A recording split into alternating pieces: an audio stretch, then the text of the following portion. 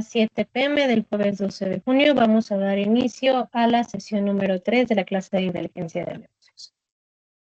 Las tareas que corresponden a esta semana son las de la unidad 5.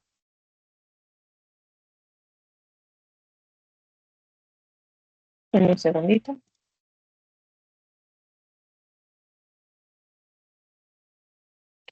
Que es un caso de estudio de ejecución estratégica. Unidad 5, actividad. Tiene fecha de entrega de lunes.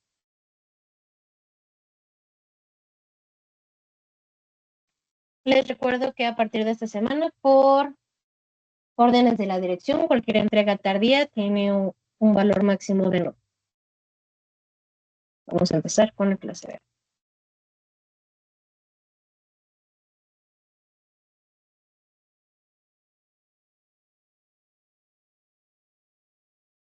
La clase para esta semana corresponde a los tipos de datos y la ética de los mismos. Recordemos que, como veíamos en clases pasadas, los datos son nuestra materia prima cuando estamos hablando de inteligencia de negocios, porque es de donde sale toda nuestra información que a su vez se transmite en conocimiento. ¿Por qué son importantes? La clase pasada también les mencionaba que el tener una buena materia prima es lo que nos hace tener buenos resultados. Pero la correcta clasificación y manejo de los datos es crucial para poder proteger la privacidad de las personas o de las empresas con las que estemos trabajando sus datos y poder cumplir con las regulaciones legales. Hay diferentes tipos de datos, vamos a verlos un poquito más adelante en las diapositivas, pero esta puede ser una clasificación general. Datos personales, datos sensibles y no personales sería como la principal, y ya de ahí podemos tener datos financieros, datos biométricos. Esta clasificación, un dato puede tener más de una clasificación, por ejemplo, puede ser un dato personal sensible, o un dato personal biométrico, un dato sensible financiero, si estamos hablando de una empresa. Datos no personales, por lo general no cumplen con ninguna de las otras categorías, pero entre, por ejemplo, personales, sensibles, financieros y biométricos, ahí sí pueden combinarse diferentes categorías. Por ejemplo, nuestros datos biométricos, las huellas digitales, son datos personales, sensibles y biométricos. O sea, son los tres. Un estado de cuenta donde venga toda nuestra información es personal, sensible y financiero.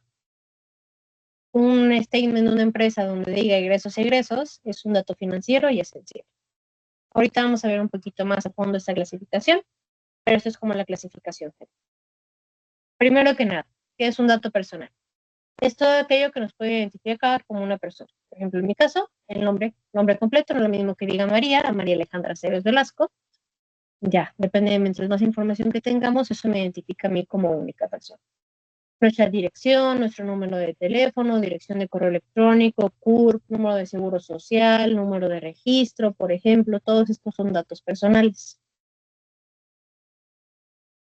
Ahora, los datos sensibles son aquellas que nos revelan información más a detalle de la persona, información que está ahí a lo mejor que los demás no queremos que sepan.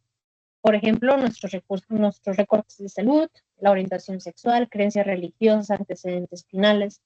Por eso es que cuando vamos al doctor, se no puede divulgar información de otros pacientes, porque todos estos son datos sensibles. También otra forma de pensar en los datos sensibles son aquellos datos que pueden generar algún tipo de discriminación. Por lo mismo, salud, orientación, creencias, antecedentes. Todo esto son cosas que a lo mejor para algunas cosas se necesitan, pero para la mayoría de las cosas no, y son cosas que preferimos mantener personales. Ahora, los datos no personales son aquellos que no identifican a una persona como tal. Por ejemplo, si contestamos una encuesta en anónimo, a lo mejor son nuestros datos o nuestras respuestas, pero no nos pueden ligar a nosotros. Un estudiante de ingeniería, mientras no tenga número de teléfono, matrícula, nombre de persona, no lo podemos ligar a una persona, es únicamente un alumno de ingeniería, por ejemplo. Un dato estadístico, información agregada, por ejemplo, alumnos de 20 años. Puede haber 50 alumnos con 20 años, son mujeres entre 30 y 35. Estos son datos más generales que no nos llevan a una sola persona. Entonces no se clasifican como datos personales.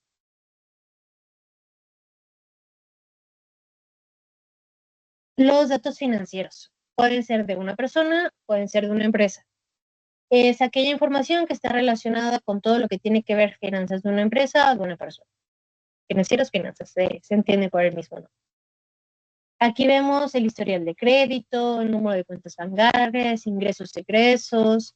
Por ejemplo, si tenemos algún préstamo a nuestro nombre, deudas, todo eso son datos financieros. Y el último de la clasificación, que es el más moderno, entre comillas, por así decirlo, son los datos biométricos. Es toda aquella información que está basada en las características físicas o biológicas de una persona. O sea, están ligados a una persona y suelen ser únicos e irrepetibles. Por ejemplo, las huellas dactilares, el reconocimiento facial, el ADN, el iris también, todo lo que nos identifica fisiológicamente como una persona son datos biométricos. Incluso la voz puede llegar a ser un dato biométrico. Ahora, ¿por qué es importante el cuidar y el saber reconocer este tipo de clasificación? Porque cuando nosotros manejamos en la inteligencia de negocios este tipo de datos, depende de lo que vayamos a hacer, pues vamos a estar trabajando con información sensible o información personal de las personas y de las empresas. Y nosotros como responsables del manejo somos responsables de los datos y la divulgación que haya de los mismos. Es muy importante en estos casos el cuidar la confidencialidad de los mismos, proteger la información personal y sensible contra accesos no autorizados, asegurar que todos los datos que estamos ingresando sean precisos y completos, por lo mismo que veíamos en clases anteriores de que son nuestra materia prima. Y algo aquí muy importante es informar a las personas sobre cómo es que se recopilan, se usan y se comparten sus datos. Aquí entra ya lo muy conocido, lo que se ha escuchado mucho últimamente, que son los avisos de privacidad. Aquí hay un tema importante con los avisos de privacidad, que hay que ver de los dos lados, tanto de cliente como que está firmando, como de empresa o de prestador de servicios que está trabajando con nosotros.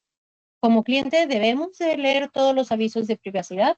Hay un caso muy sonado, por ejemplo, de uno de los últimos fue de Disney Plus, que hubo una pareja que fue a uno de los parques, la esposa murió dentro de, o sea, por complicaciones médicas en los parques, porque no se atendió una alergia que ella tenía, una alergia alimentaria, y se les avisó desde un inicio que tenía la alergia y todo, pero al esposo al querer demandar, hubo ahí un problema legal, porque Disney alegaba que en algún punto de la existencia de este hombre o de esta familia, eh, contrataron Disney Plus. Y dentro del aviso de privacidad, el términos y condiciones que nosotros firmamos, ahí decía que al firmar eso, como que renuncias a cualquier disputa legal que tengas contra la empresa. Creo que sí, no pasó la demanda de estas personas. Ya no supe bien en qué terminó, pero pues, eso es importante también leer. También hace ya como unos 10 años, cuando empezó todo esto del boom de las redes sociales, eh, Yahoo hizo un experimento social. Cambió su política, términos y condiciones, nos mandan el correo que acepto o no acepto términos y condiciones. Y la particularidad que tenía este es de que en uno de sus apartados decía que le vendías tu alma a Yahoo. Aquí la cosa es que todos firmaron ese acuerdo, o sea, Yahoo al final sacó los resultados y dice, o sea, nadie leyó el aviso de confidencialidad, o si lo leyeron, pues ya nos vendieron su alma. Es únicamente un experimento que se hizo, pero, o sea, cosas tan simples que ni siquiera leemos. A lo mejor puede ser mucho texto, pero recuerden que son nuestros datos, es nuestra privacidad, es nuestra seguridad. Y tenemos que ver el cómo es que se están manejando y quién responde en caso de que se haga un mal manejo de los mismos. Y nosotros también, como personas que vamos a estar encargadas de ese manejo de los datos, tenemos que asegurarnos de tener un aviso de privacidad, un términos y condiciones muy bien establecido, para informarle a las personas y las empresas con qué datos vamos a estar trabajando. Tienen que firmarse por aquello de que hay alguna responsabilidad legal y nosotros también tener un buen manejo de sus datos. Siempre informarles qué es lo que se va a hacer con sus datos. No es muy importante. ¿Sabe? Algunas de las regulaciones, las más importantes, hay muchas leyes y normativas internacionales.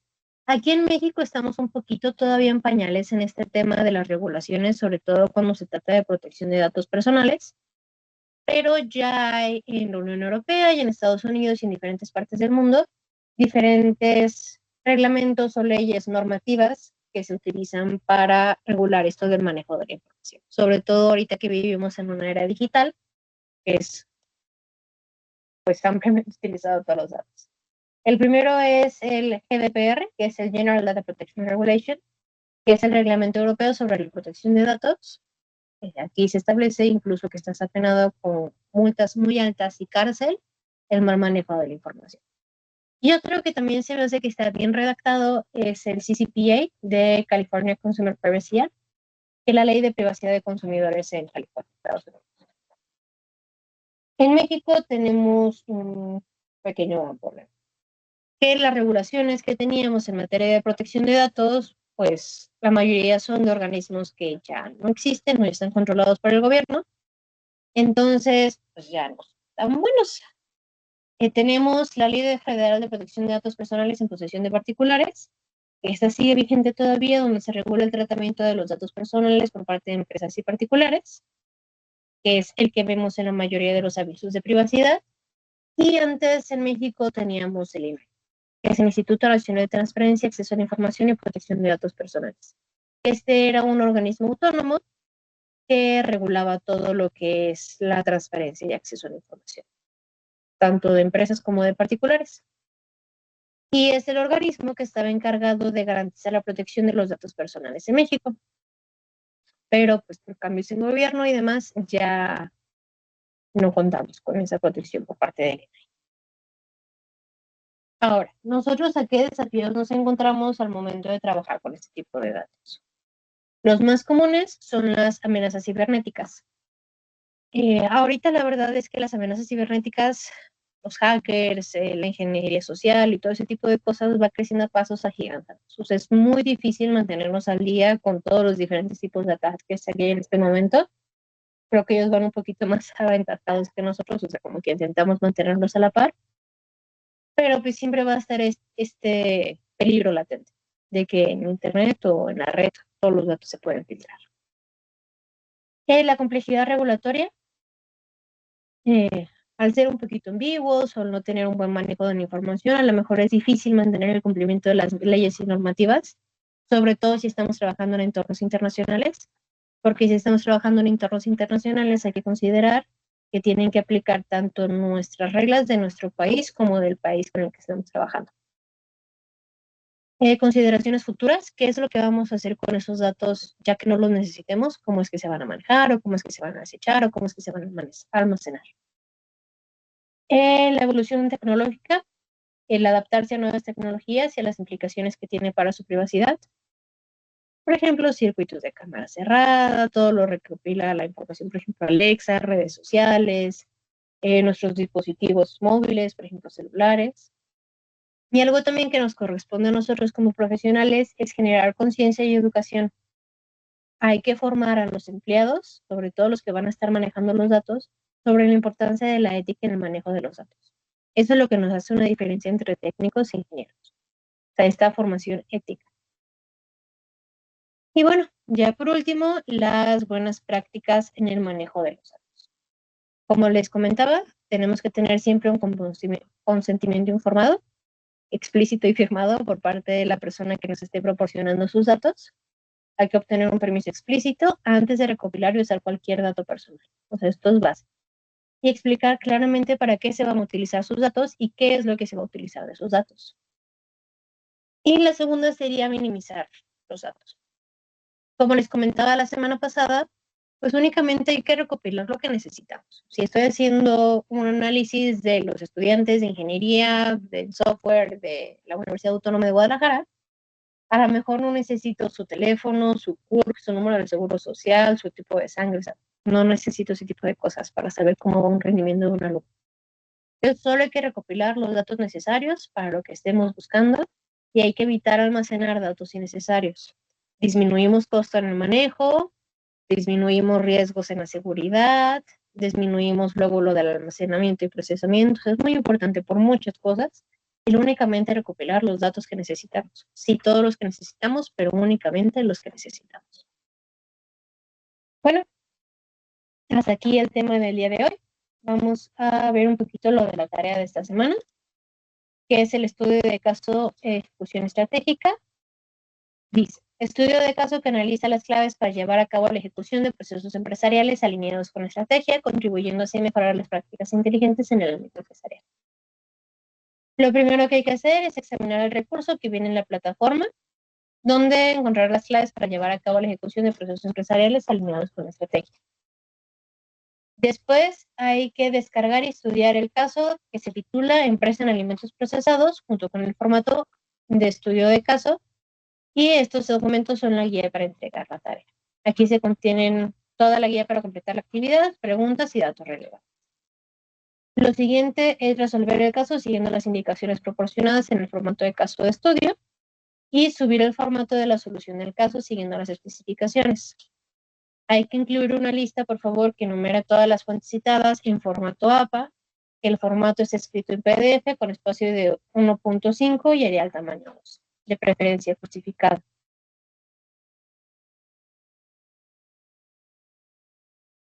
Hay que utilizar el formato que viene. Hay que incluir un diagnóstico de la situación actual, la estructura tecnológica de la organización, la propuesta de herramientas de BI y el equipo de trabajo involucrado, los costos de la propuesta, los beneficios esperados y las conclusiones en PDF. Y conclusiones que representen los conocimientos adquiridos, ideas y opiniones de ustedes.